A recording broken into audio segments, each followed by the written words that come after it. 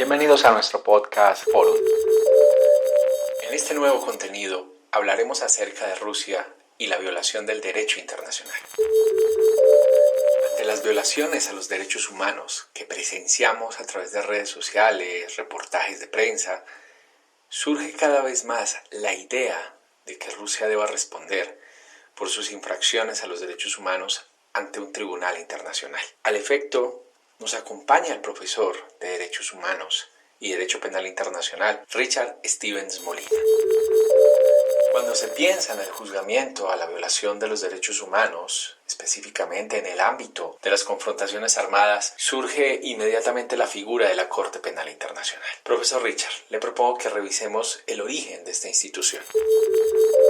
La Corte Penal Internacional nace de la Conferencia de Roma que tuvo lugar entre el 15 de junio al 17 de julio de 1998. La finalización de esta conferencia tuvo como tal la aprobación del Estatuto de Roma, que permite el funcionamiento jurídico de la Corte Penal Internacional. Para aquella época, el secretario general de las Naciones Unidas, el señor Kofi Annan, consideró que la creación de la CPI sería un regalo de esperanza para las generaciones futuras. La filosofía del Estatuto de Roma y de la Corte Penal Internacional, al tenor de las palabras del señor Kofi Annan, se resumen en lo siguiente. Este tribunal internacional juzgaría las conductas punibles más reprochables al interior de lo que se considera como comunidad internacional. Es decir, la CPI juzgará los crímenes que atentan contra las categorías axiológicas, los valores de todas las civilizaciones, de todos los pueblos y de todas las gentes que son comunes entre sí. ¿Cuáles son entonces estos crímenes internacionales? Los mentados crímenes son el crimen de genocidio, el crimen de agresión, los crímenes de guerra y los crímenes de lesa humanidad.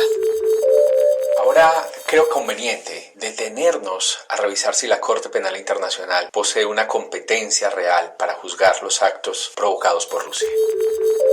Así las cosas, la relación entre este conflicto armado suscitado entre Ucrania y la República Federal de Rusia, al tenor del artículo 5 del Estatuto de Roma, se resume en que esta colisión bélica podría revestir crímenes internacionales. Esto se justifica en la medida en que los medios de comunicación occidentales y las redes sociales han recopilado en tiempo real las diferentes actuaciones de las tropas rusas y ucranianas en territorio ucraniano. Se ha dicho entonces que se ha bombardeado hospitales, se han bombardeado teatros con civiles en su interior, que se han encontrado cientos de personas en fosas comunes, que se han encontrado personas ajusticiadas. Teniendo en cuenta estos relatos y esta recopilación de información de los medios de comunicación, la Corte Penal Internacional, al tenor de ese Estatuto de Roma,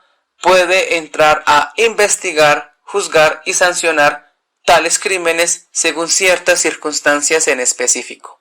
Para ello, entonces, es necesario entender que la Corte Penal Internacional no posee en sí misma una jurisdicción universal. ¿Qué quiere decir esto? La Corte Penal Internacional no puede juzgar crímenes internacionales en todo el mundo. Solamente puede juzgar tales conductas reprochables de aquellos estados que han firmado y ratificado ese Estatuto de Roma. ¿Cuál es el asunto? Que en el caso de Rusia, este país se retiró del Estatuto de Roma en el 2016 y en el caso de Ucrania solo lo firmó, pero no lo ratificó.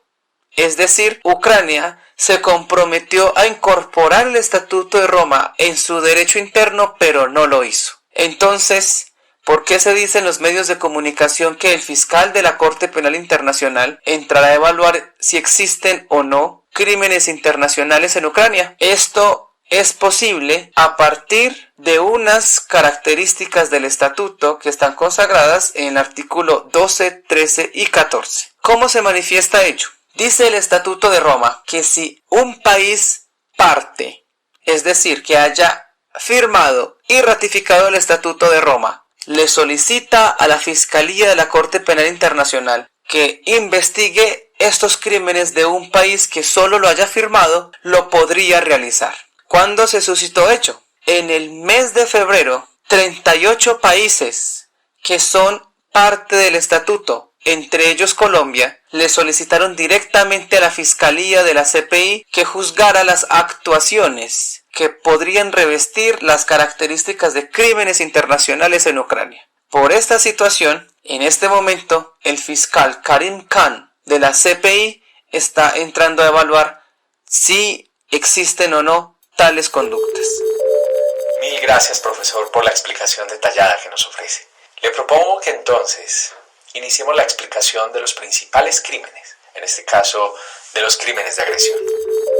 Por último, unos crímenes internacionales más complejos en el conflicto de Ucrania y la República Federal Rusa es el crimen de agresión. ¿Cuál es la dificultad que tiene el crimen internacional de agresión? Este no se encuentra definido directamente en el Estatuto de Roma, sino que está consagrado en otro instrumento internacional que se llaman las Conferencias de Kampala. Estas conferencias de Kampala, celebradas en Uganda, técnicamente definieron en qué contextos acaece penalmente el crimen de agresión. En pocas palabras, un crimen de agresión es un ataque injustificado y deliberado contra otro territorio. Quien incurre penalmente es el líder político o militar quien da la orden para atacar a ese otro país, a ese otro territorio, injustificada y deliberadamente. La cuestión del conflicto ruso-ucraniano es la siguiente. ¿Podría ser Vladimir Putin procesado por el crimen de agresión? Y en este momento la respuesta es no. Rusia no ha firmado ni ratificado el Estatuto de Roma porque se retiró en el año 2016. Por esa situación, no podría entonces juzgarse al señor Vladimir Putin por el crimen de agresión. Algunos profesores de Derecho Internacional del King's College en Londres y de las universidades de Leiden en Holanda consagran que la mejor manera de juzgar estos crímenes internacionales es creando un tribunal ad hoc, un tribunal en específico para que no queden en impunidad.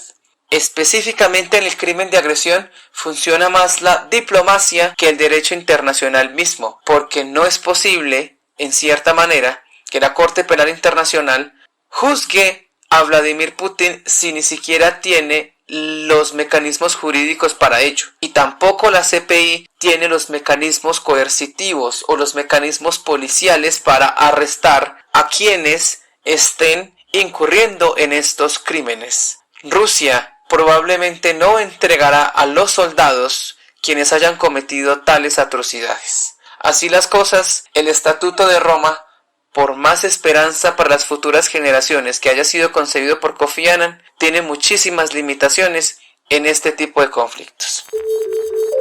Dentro de los hechos que más han marcado la historia de la humanidad están los que constituyen el genocidio. Detengámonos a explicar esta difícil categoría que se pone en el marco del derecho internacional.